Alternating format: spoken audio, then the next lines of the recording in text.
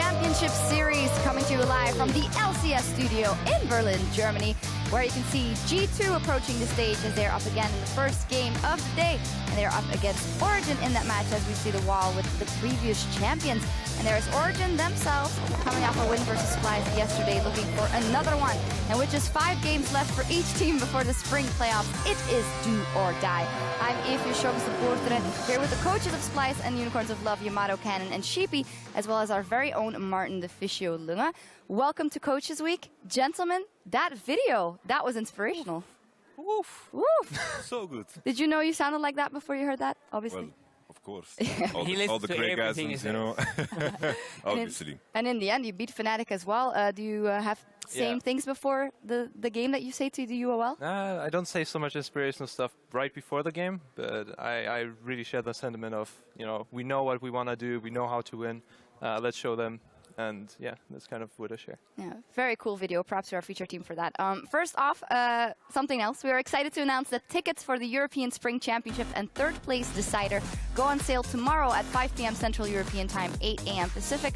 And for all the details on how to join us at the Ahoy in Rotterdam on the 16th and 17th of April, head over to lolesports.com. And well, that is what the teams are fighting for here. Before they can look to the finals, they will have to make it into playoffs first. At the halfway point in week 7 of the spring split, there are only 3 playoff spots left up for grabs, as H2K, Vitality, and G2 are tied in first, and they have locked in their spots. That means that the 2 gentlemen here are still vying for a spot in the playoffs. Sheepy, I want to come to you first because you are just under those 3 teams, and as a crew, we have kind of seen that you've stopped progressing in the last couple of weeks, obviously for junglers coming in. What's your view on the journey you've made so far and how far you can go? I think that this split especially, we have learned a lot and we have improved tremendously. I think that with the 4 jungle changes, it just really hurt us, and we had to like re-find our way with Rudy coming in as a more of a new player, and with Lulix coming in now as a veteran. I think we have way better chances going forward and progressing as a team. So I think we are very close to the top, and I'm pretty confident we can reach the finals. What do you really think Lulix can maybe add to the team? Is it more in terms of shot calling, or do you think just his experience is going to help you guys a lot? I actually had a talk yesterday with Lulix for like 2 hours where we just walked, and I wanted to understand his history because he seems really, really smart. And apparently I think that people undervalue him a little bit. He has a really great mindset, and he seems to be very hardworking as well. So I look forward to learn from him as well and try to, you know, make him actually one of the best junglers. Yeah. With that, you have another jungler again. This is again a learning experience for you, similar to what Splice has been doing. Obviously, Yamato, you've come into this split with this new roster, a big win versus Fnatic last week, then yesterday versus OG, not quite on point. How do you think the status of the team is right now, and what are your goals? I feel like the only goal I have is at the end of this split, I want to make sure that none of the players and I have any regrets. I don't want to have any regrets because I want to focus on the process and how we develop as a team, because when I compare to what we were from what we started and where we are now, I'm happy with the progression, but of course you run into issues and like any other team. But with that in mind, I'm happy with the progression. I just want to make sure that at the end of the split we have 0 regrets.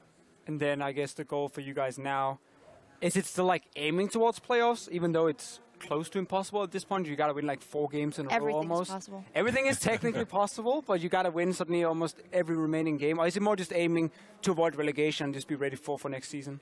Well, the main idea is that obviously we are pretty far away from the top 6. I feel like it's not really in our hands. Sure, we might win 5 games. If we do that, there's a chance, but that means Origen and UOL need to lose games, Fnatic needs to lose games, and I cannot assume that they will lose all games because it doesn't just make any sense.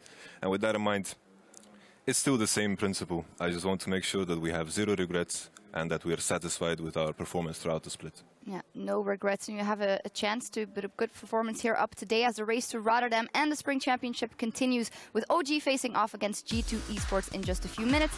Then it's Giants versus H2K, followed by the Unicorns of Love versus Splice. You mentioned there, you can't think that UOL is going to drop those games, but then this game is, of course, very important. After yesterday's performance for the both of you, how do you stand in this match? I feel that we have still some things to adapt on as a team. I think that coming into this week we didn't have the best practice possible, and that's something we, going forward, have to improve, definitely. I still feel, though, that we have it in us to be one of the top teams, so I think that if we have the good preparation today, and we go in strong in the champion select, that we can actually do really well in the game and, you know, probably go ahead. I feel pretty confident coming into this match. Simply because after your game, like, sure, it's kind of sad for you guys because you have 2 blue side games this week, but after watching the other game and your draft on the blue side, you can figure out a lot of things about you guys. So I'm pretty excited for today. Yeah, then I'm also pretty excited. Let's see if it holds true. Yeah. I'm just happy to sit in the middle here, man. Hearing the beef flying around. It's respectful beef, man. It's a I like it. I like it. I like it. Stuff. We'll respectfully beat you. Yeah. All right. Well, we'll have you guys with us here later today as well, so we can talk about that and what's going to happen in the race to playoffs. And as we keep the week spotlight on the coaches of the European LCS, we want to keep hearing from you. Tweet your questions for our guests from across the league at LOL Esports with the hashtag #AskACoach, and we'll get some answers later today from these guys as well. For now, though, it is time for a closer look at our first clash of the day as Origen looks to climb towards the playoff spot against G2 Esports. Now, G2 yesterday, they had a game up against Elements, the latest first blood for them, all split at 19 minutes 45 seconds when their average lies around 6. Lane swaps, a different style for them. What is your impression of G2? Have they enough tricks in their bag to keep the dominance going? Because in the last couple of weeks, they've seemed to fall off. Yeah, I think actually that Gamers2 is kind of one of the most aggressive teams that are trying to snowball relatively early and then just keep doing aggressive plays. And especially, you see it also in Korea with Rockstar. I guess those kind of teams, if they are very, very confident, are really hard to play against. I don't think they're on the same level, of course. But it's kind of their play style. And I was actually really astonished that Elements held up so well. They actually played really well with the Zillion. ACAPS looked actually way stronger than any week before. So I think it was also Gamers2 kind of playing against themselves with the play style they play. Well, how would you normally say you should play against a team like G2 in like the aggressive way? Like, what's the counter to it? It's really, really hard. You have first up to be as strong mechanically as the enemy. So that's the first hurdle. And the second hurdle is after that, you need to keep it up throughout the whole game and not make mistakes and be strong in the macro game. And usually this is how teams are beaten in the end. I feel like when it comes to G2, I like to compare them to the SK we had with Forgiven. They were very dominant at the start of the split because they had this playstyle that was very good against newer teams, fresher teams. Yeah. And coming into this season, all we have is new teams, new rosters. And with that in mind, this type of playstyle will be very, very punishing and successful. But as we progress, I feel like if they're going to play this level of macro play, which I think is sufficient enough for this time being, but as we progress and looking at, like, for example, of course, the playoffs, I think teams like Vitality and HOK will just out-macro them because they will not allow themselves to fall behind as heavily as most teams have done throughout the split. And it's what we've seen now the last 2 or 3 weeks where G2 has lost to Vitality, they've lost to HOK, even lost to Fnatic in that game where they were so far ahead. And it's something we talked about yesterday, about, you know, skipping steps in the way you're making your moves. You might have the correct call in saying we should go and pressure top right now. But there's, again, push out your lane first, set up deep vision, then you move top lane, then you calculate, you know, what can the other team do? You should kind of just rush this top and say, like, if there's a fight, we will take it. And then they get punished, you know, by the teleports and by roaming or whatever. And that's kind of what's gone wrong now against the good teams. Against the weaker teams, the bottom 4 teams, it's not been an issue because they can't match them, as you said, like, individually. Yeah, so the question is coming into this match, what level is OG at? Obviously, yesterday they had a good showing versus you guys. What did you identify as strong by them, or was it more that one team fight of you guys that was just unfortunate? I think when it comes to OG, they've always been very, very intelligent when it comes to identifying their win conditions. In this particular game, they will win this match as soon as they hit QSS on the Quinn, so she can no longer, of course, lose against Lissandra in the split push. So in this game for us, it was all about making use of our early game. We got ahead in the early game because OG have tendencies to do very stupid things in the early game where things just fall apart. For example, the gank on top lane they did, I've seen that before. I think I saw it against you guys as well in the UL match where they just dove and 2 people die and things fall apart. But they are very good at identifying their win conditions. They are very good at playing to their win conditions. If they manage to survive for 20-25 minutes, then you get to see this OG where they do this Baron kind of dance and they kind of play to their win conditions. But will they get there against G2? I really doubt it. And this one not, but it is very interesting, the idea that the strong things we've seen from the macro, you know, Mitty shot calling, the whole team shot calling, it's still there. They just can't seem to get there.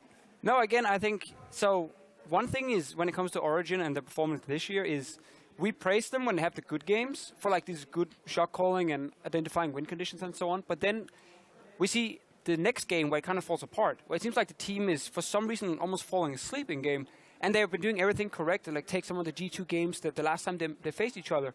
Origen held to like 30 minutes. Then they started running around mid lane and started recalling, and G2 snuck a Baron and like used it to finish the game. Those are the kind of mistakes you can't make, because when you do fall behind in the early game, yes, you might still be in the game, but you're often so far pushed back that one mistake will cost you the entire game. And that's what's been the issue for Origen against someone like G2, and it's probably going to be the same today. Actually, I think that against you guys, and when you played, that you had so many opportunities to win the game as well, with the game plan getting really, really strong. Yeah. So I actually didn't feel so strong from OG. So I don't expect from them too much right now. If you write on paper what are the biggest strengths of OG, I can't identify them right now. I think they are pretty average right now, and which is also represented in their standings. Do you think Power Vivo is playing up to the level we saw last year? I think Power has way more in store than he's showing. Maybe it was different when I was with him, and I got a little bit blindsided. But I think that just generally, he seems like a really hungry player, really smart as well. If you actually work with him, maybe he is not able to develop it in the team. But right now he's not showing enough. Yeah, that's very interesting to hear from the ex-coach, of course. So, and I hear you guys, G2 is a favorite, prediction-wise? Yeah, G2. G2 for you? G2. I think it's pretty obvious. The standings tell a story, and I think we've told a story too. Unanimous. Okay, thank you very much. Now the stage is set, the Rift is ready, and as we head inside to meet our casters, we'll hear what Origen looks for in their team's leadership. Since our team doesn't really work around having a boss that is our coach, but more of having a coach that gives us suggestions and we as a team discuss together and help each other out, his style just didn't really work with us. He had initiative, so it's not that. It just like it just didn't really work well, like there was like this spark that was missing. Like we just didn't fit well together with him, and we decided to keep trying.